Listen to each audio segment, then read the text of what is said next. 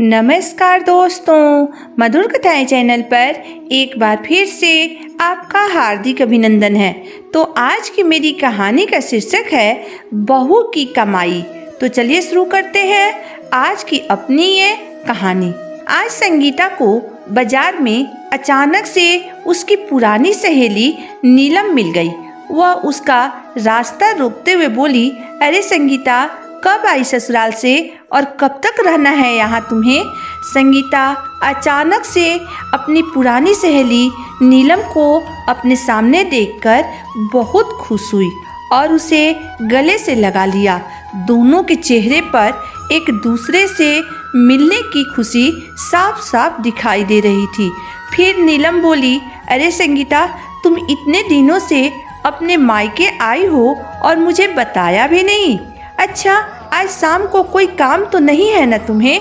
क्योंकि आज शाम को मेरी भाभी की गोद भराई की रस्म है, इसलिए आज शाम को तुम्हें मेरे घर आना होगा।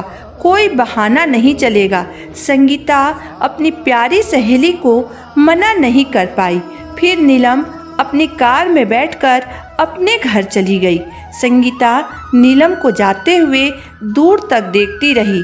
जब तक नीलम की कार आंखों से ओझल नहीं हो गई तब तक वह उसे देखती रही। फिर संगीता बाजार से कुछ ज़रूरी सामान लेकर घर आ गई। वह सारा सामान अपनी मम्मी के सामने रखती हुई बोली, ये लो मम्मी, आप जो जो बोली थी वो सब सामान मैं लेकर आ गई। फिर वो अपने मम्मी के पास बैठते हुए बोली, मम्मी, आपको मेरी सहेली नीलम याद है ना? आज वो मुझे अचानक से बाजार में मिल गई। आज उसकी भाभी की गोद भराई की रस्म है। उसने मुझे भी अपने घर बुलाया है।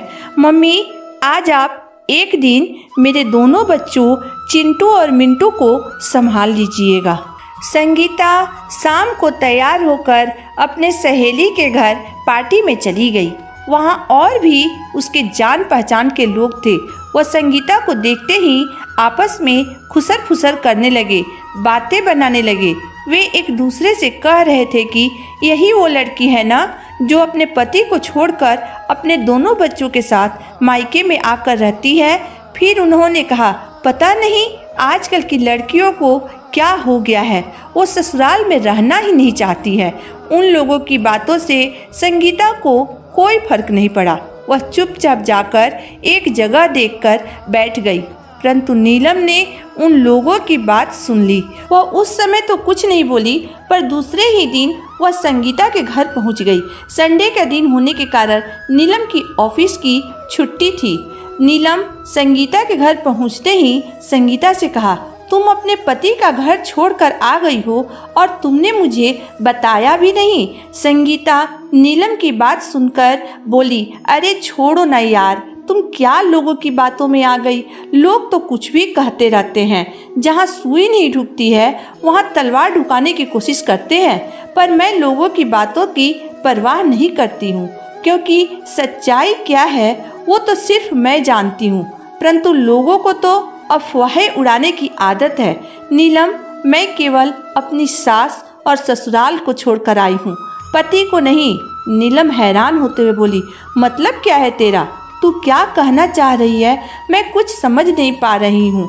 तब संगीता बोली, मैं और मेरे पति समीर आज भी साथ हैं और एक दूसरे से बहुत प्यार करते हैं। बस हम दोनों अपनी अपनी फर्ज निभा रहे हैं। तुम्हें तो पता ही है कि पापा के मौत के बाद हमारी जिंदगी थम सी गई थी। हम दोनों माँ बेटी को सहारा देने वाला इस दुनिया में कोई नहीं था। मम्मी ने बड़ी मुश्किल से अपने आप को संभाला और मुझे भी। मैं भी समय के साथ धीरे धीरे समझदार होती गई। पापा की जगह मुझे नौकरी मिल गई। तब मैंने पूरे घर को संभाल लिया। एक दिन मुझे मेरे ऑफिस में ही समीर से मुलाकात हुई। समीर बहुत ही शांत और समझदार इंसान है। मेरे भी कुछ सपने थे, इसलिए हम दोनों ने एक दूसरे को जीवन साथी के रूप में चुन लिया।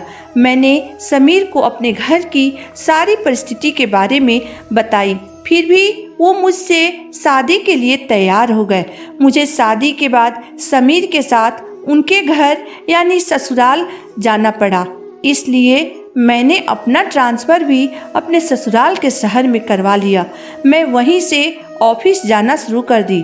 मैं अपनी सैलरी से कुछ पैसे अपनी मम्मी के खर्चे के लिए भेज देती थी, क्योंकि मम्मी को देखने वाला मेरे सिवाय कोई नहीं था और मैं हर शनिवार और रविवार को ऑफिस में छुट्टी होने के कारण मम्मी से मिलने भी आ जाया करती थी।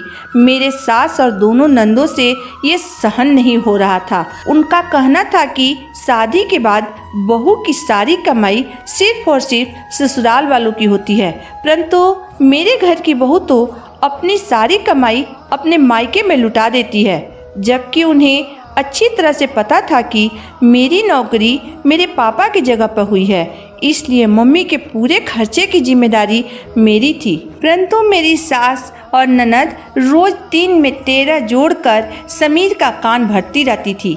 वह कहती थी कि मुझे बहू के नौकरी से कोई ऐतराज नहीं है, बस वह अपने मायके में पैसे भेजना, उनका खर्चा चलाना बंद कर दे। मेरी दोनों नंदें अपनी माँ की कान भरते हुए कहती थी कि भाभी घर के कामों से बचने के लिए तथा अपनी शौक पूरा करने के लिए नौकरी करती हैं। उनके पापा अपने पीछे बहुत दौलत छोड़कर गए हैं। मेरी सास भी अपनी बेटियों की बातों में आकर मुझे पूरे दिन खरी खोटी सुनाते रहती थी। वो दोनों अपने ससुराल भी नहीं जाती थी, यही मायके में ही रहती थी। समीर का उन लोगों के सामने कुछ नहीं चलता था। मेरी सास कहती थी, वैसी कमाई का क्या फ़ायदा जब सारी कमाई मायके में ही दे देनी है। तो घर में रोज रोज की झगड़ों से मेरा जीना मुहाल हो गया। मेरी सास कुछ भी समझने के लिए तैयार नहीं थी। इसी बीच मैंने सुंदर सुंदर 2 जुड़वा बच्चों को जन्म दिया।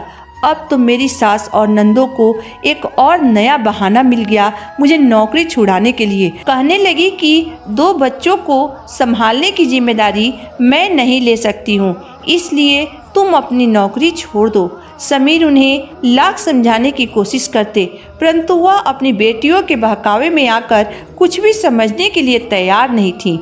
इधर मुझे अपने बच्चों को भी पालना था और अपने मम्मी को भी संभालना था, क्योंकि मेरी कमाई से ही मम्मी के भी खर्चे पूरे होते थे। पापा की नौकरी लेने के कारण मेरी जिम्मेदारी दोगुनी हो गई थी। एक तरफ बहू का फर्ज, दूसरी तरफ बेटी का। मैंने समीर से बातें करके अपनी ट्रांसफ़र यहाँ करवा ली। अब मेरे दोनों बच्चों की देखभाल की जिम्मेदारी तथा घर की जिम्मेदारी मम्मी अच्छे से संभाल लेती हैं। समीर भी छुट्टियों में मुझसे मिलने यहाँ आते रहते हैं और हर महीने दोनों बच्चों के खर्चे का पैसा मेरे अकाउंट में भेज देते हैं। यहाँ मैं कम से कम शांति और सुकून की ज़िंदगी तो जी रही हूँ और अपना नौकरी भी कर रही हूँ।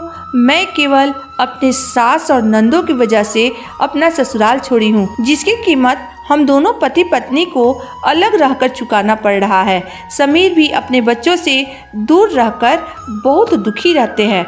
अगर मेरी सास मेरी मजबूरी समझती तो आज मैं अपने ससुराल में होती। मुझे अपना ससुराल छोड़कर मायके में नहीं रहना पड़ता और न ही लोगों की ताना सुनना पड़ता। समीर भी अपने माता पिता की जिम्मेदारी नहीं छोड़ सकते हैं, क्योंकि उनका एकमात्र सहारा समीर ही है। उनकी दोनों बहनें केवल घर में आग लगाने के लिए हैं, माता पिता की सेवा करने के लिए नहीं। समीर के पापा हमेशा बीमार रहते हैं और समीर के पैसे से ही पूरे घर का खर्चा चलता है। ऑफिस से लंबी छुट्टी मिलने पर हम दोनों बच्चों को लेकर कहीं घूमने निकल जाते हैं और वहाँ एक दूसरे के साथ ज़्यादा से ज़्यादा समय बिताते हैं। फिर संगीता नीलम से कहा, तुम 2 साल से विदेश में रह रही हो, मैं तुम्हें इतनी लंबी कहानी फ़ोन पर कैसे बताती। सारी कहानी सुनाने के बाद संगीता के आंखों से आंसू बहने लगे। नीलम के भी आंख भर आए।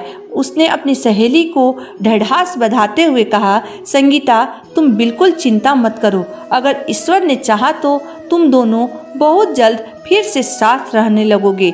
मैं भी भगवान से यही प्रार्थना करूंगी कि वो तुम दोनों के जीवन को खुशियों से भर दे। ये कहते हुए दोनों सहेली एक दूसरे के गले से लग गई। तो दोस्तों, आज की मेरी कहानी यहीं तक थी। दोस्तों, एक लड़की को अपना हर फर्ज निभाना पड़ता है, कभी बहू बनकर, कभी बेटी बनकर, तो कभी पत्नी और माँ बनकर। दोस्तों, बहू की कमाई केवल ससुराल वालों की ही नहीं होती है, मायके वालों की भी होती है, क्योंकि मायके वाले ही उसे कमाने के योग्य बनाते हैं। इसलिए एक लड़की के कमाई पर उसके मायके वालों का भी उतना ही हक होता है जितना ससुराल वालों का। इसमें आपकी राय क्या है, आप मुझे ज़रूर बताइएगा। अगर आपको मेरी कहानी अंत तक पढ़ने और सुनने के बाद पसंद आई हो तो मेरे वीडियो को लाइक कर दीजिएगा, चैनल को सब्सक्राइब कर दीजिएगा। तो फिर मिलते हैं एक नई वीडियो, एक नई कहानी के साथ। तब तक के लिए धन्यवाद।